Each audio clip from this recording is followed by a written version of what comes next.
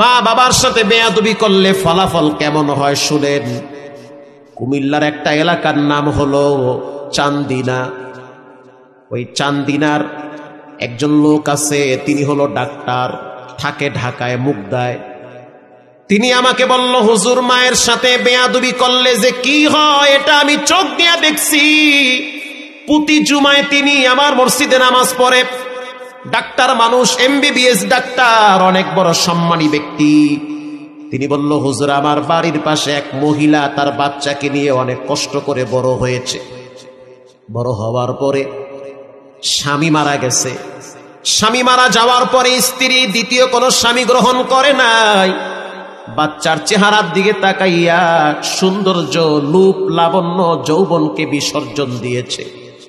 বাচ্চা বড় হয়ে গেছে, শক্তি হয়েছে।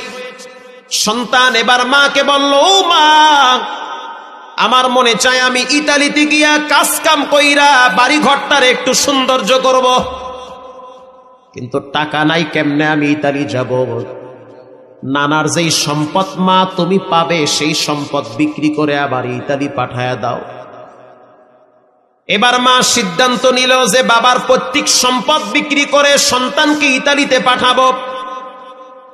সম্পদ বিক্রি করার পরে টাকার ক্যাপচার হয় না, আরো লাগবে।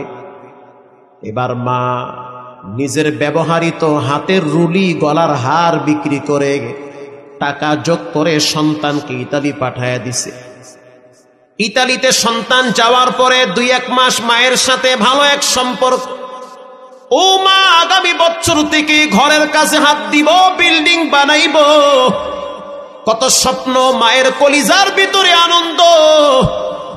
যদিও আমি দ্বিতীয় স্বামী হিসেবে কাউকে গ্রহণ করি নাই, সন্তানের ভবিষ্যতের দিকে তাকায়া আজকে সেই সন্তান প্রতিষ্ঠিত হয়েছে, মানুষ হয়ে গেছে।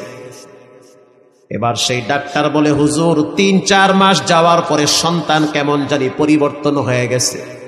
পরে বুঝতে পারলাম সন্তান একটা মেয়ের পাল্লায় পড়ছে।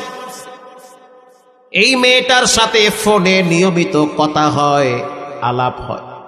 আল্লাহর কসম, আল্লাহর জাত ও সিফতের কসম, মিথ্যা বললে যেন আমার জিহ্বাটা বেঁকা হয়ে যায়। গতকালকে বয়ান করছি কুমিল্লায়, লাঙ্গনকোট কুমিল্লায়। গাড়িতে বসলাম, এক ভদ্রলোক আইসা চোখের পানি ছেড়ে কেঁদে দিয়েছে, হুজুর আমার সন্তান এখন কন্টিনিউ SSC পরীক্ষা দেয়, কিন্তু আমার সন্তান একটা মেয়ের পাল্লায় পড়ে পরিবর্তন হয়ে গেছে। সন্তানটা ঘরেও থাকে না, রাত জেগে জেগে মেয়েটার সাথে সময় দেয়। একটু দোয়া করেন, কিছু বললে সন্তান আমাকে মারতে চায়। এরকম সন্তান আজকে ঘরে ঘরে অভাব নাই, আছে না নাই? কিচ্ছু হবে না, ভবিষ্যৎ জিন্দেগি অন্ধকার হয়ে যাবে। মা টের পাইছে সন্তান পরিবর্তন হয়ে গেছে। কিছুদিন পরে সন্তান গোপনে ওই মেয়েটাকে বিবাহ করেছে। মেয়েটা বলেছে, বিবাহ বসতে পারি, শর্ত একটা, যে তুমি আমাদের বাড়িতে আসবে, টাকা পয়সা যা কামাই করবে আমার হাতে দিবে, তোমার মায়ের সাথে সম্পর্ক রাখতে পারবে না। ছেলেটা মেয়ের প্রেমে অন্ধ হয়ে গেছে, মানসিক প্রতিবন্ধী হয়ে গেছে। ভালোবাসার জোয়ার চলে আসছি, একা একা বাংলাদেশে চলে আসছে, গোপনে বিবাহ করেছে। বিবাহ করার পরে শ্বশুর বাড়িতে কিছুদিন থাকলো। এরপরে শ্বশুর শাশুড়ি স্ত্রী সহ এয়ারপোর্টে সন্তানটাকে আগায় দিছে, যাও ইতালিতে নিরাপদে যাও। কারণ শ্বশুর শাশুড়িও টের পাইছে টাকার গাছ, মসমসা টাকা কামাই করে, এরই তো দরকার। কথা ঠিক না ব্যাঠি? এরই তো দরকার।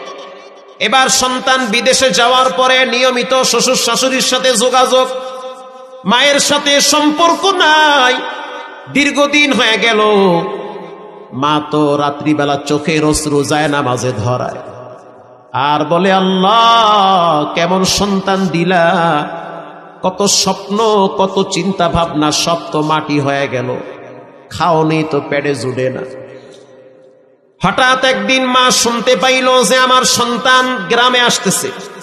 কোন গ্রামে? বলে পাশের গ্রামে সন্তানের বন্ধুর বোনের বিবাহের অনুষ্ঠানে আসবে।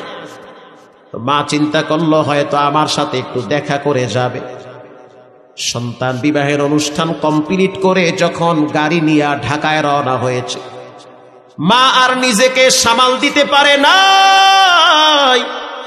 মা বুঝতে পারছে যে সন্তানের ভিতরে মনুষ্যত্ব নাই, পশুর চেয়েও খারাপ হয়ে গেছে। সন্তানের মহব্বতে মা এবার রাস্তায় দাঁড়ায় রইছে। এবার সন্তান যখন গাড়ি টান মারছে, মা সামনে দাঁড়ায় বলে, টান দিস না, একটা বারের জন্য তোর বাবার ভাঙ্গা খাটটা একটু বসে যা। সন্তান বলতে আছে, রাস্তা ছেড়ে দাও, ব্যস্ত আছে আমি, পরে দেখা করব, তোমাকে পরিচয় দিলে আমার মান সম্মান থাকবে না। তুমি তো ফকিরনি, তুমি তো গরিব, তোমার ওই ভাঙ্গা টিমের ঘর দেখলে আমার স্ত্রী মন খারাপ করবে, শ্বশুর শাশুড়ি মনে করবে যে আমি ফকিরনির পোলা। মা বলতে আছে, সন্তান জীবনে কোনোদিন তোর শ্বশুর শাশুড়ির সাথে আমার দেখা করাইস না, একটা বারের জন্য আমার ঘরে আইসা আমার হাতে এক গ্লাস পানি খেয়ে যা। আমি তো তোমাকে লম্বা টাইম পেটে রাখছি,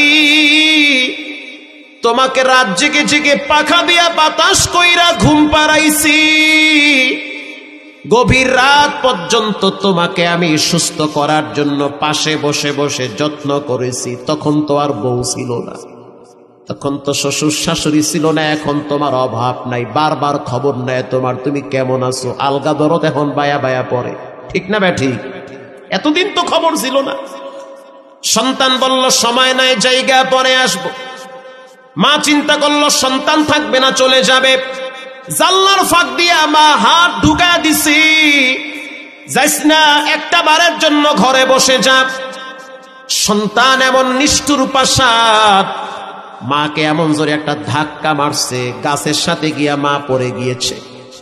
বাড়ি খাওয়ার সাথে সাথে মায়ের কপালে প্রচন্ড আঘাত পাইছি, রক্ত বায়া বায়া পড়ছে। তারপরেও মা চিল্লায় চিল্লায় বলতে আছে, আল্লাহ ও আমারে যদিও কষ্ট দিছে, তুমি রাগ কইরা ওরে কষ্ট দিও না।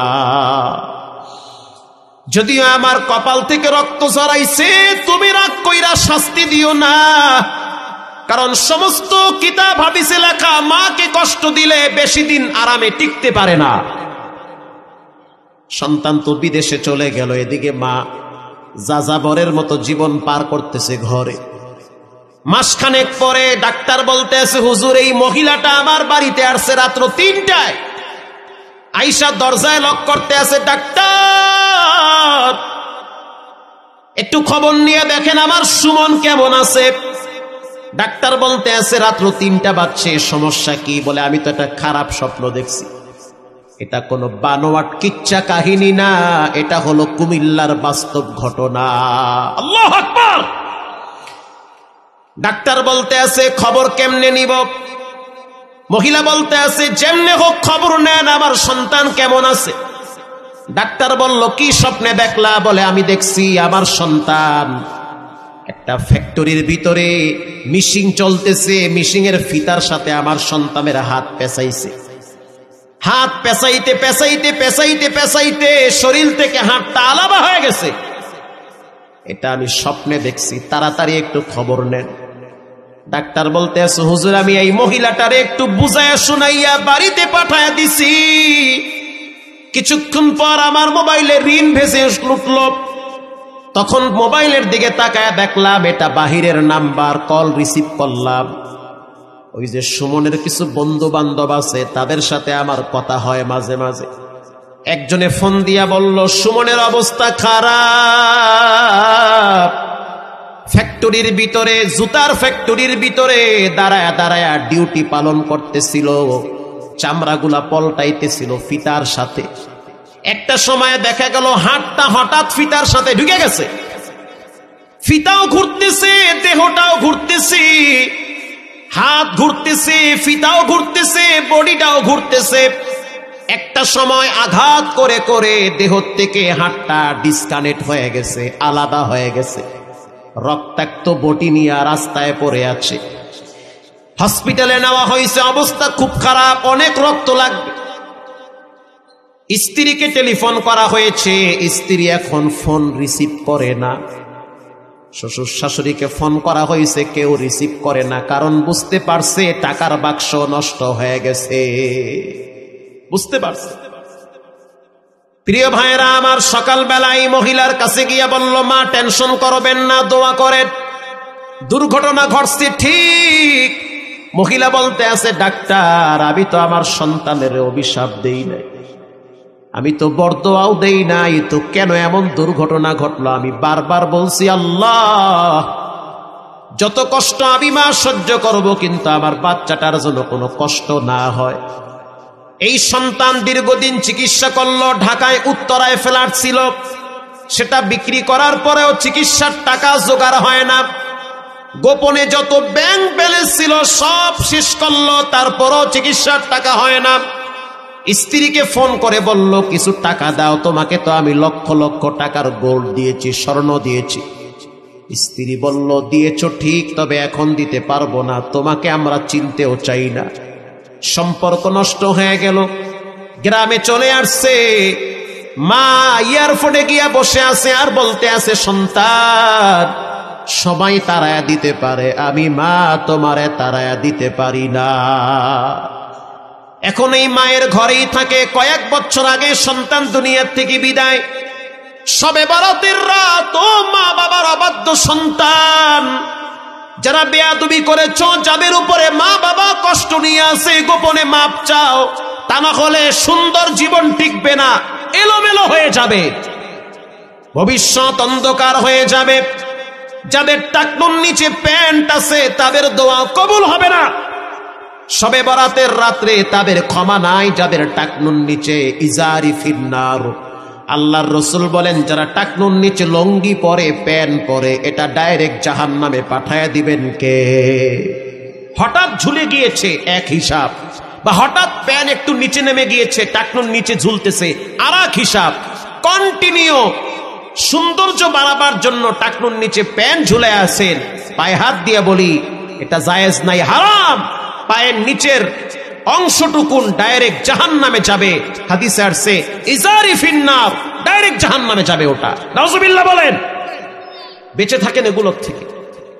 শবে বরাতের রাত্রে হত্যাকারীর কোনো ক্ষমা নাই। প্রিয় ভাইয়েরা আমার, এজন্য পাক্কা নিয়ত করে নেন, এখানে অনেক মা বাবার অবাধ্য সন্তান আছেন, যারা কোনোদিন মা বাবার সাথে আর বেয়াদবি করবেন না, আল্লাহর সাথে কখনোই শিরিক করবেন না, জীবনে নামাজ ছাড়বেন না, হারাম খাবেন না, আব্বা আম্মার সাথে দুরাচরণ করবেন না। দিলটা যদি নরম থাকে, তওবার নিয়াইতে দুইটা হাত আল্লাহকে দেখায় দেই। নারায়ে তাকবীর। আয় আল্লাহ, আপনি হাতগুলা কবুল করে নেন, জানে মালে বরকত বাড়ায় দেন। জীবনে একবার মদিনায় রওজার পাশে সালাম দেওয়ার তৌফিক দেন, বলেন আমিন।